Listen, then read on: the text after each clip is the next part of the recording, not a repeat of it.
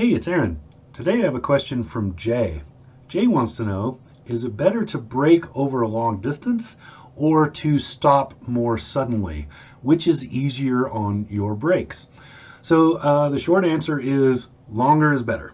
The reason for that is that if you think of the brakes on your car, the physical brakes, they're basically are energy conversion units. What they do is they convert momentum into heat.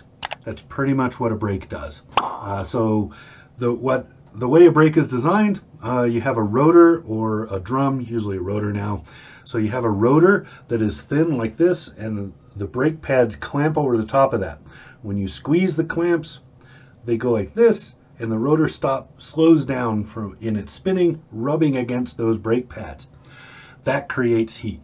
So your brakes are better off if you create the same amount of heat over a longer period of time than if you create that amount of heat in a short amount of time.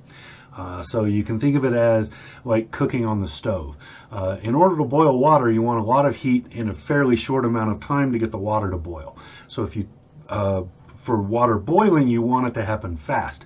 But to keep the water from boiling, if you just want to keep it warm, then you keep it lower, right? So the same thing with your brakes. Taking longer periods of time, so allowing more distance to slow down and stop, is much easier on your brakes because as they rotate, they also cool. That heat gets pulled away from them, so you want plenty of time for that to keep happening.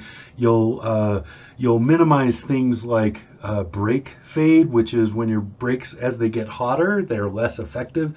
You'll minimize things like that, and it's just easier on your braking system overall, especially those pads.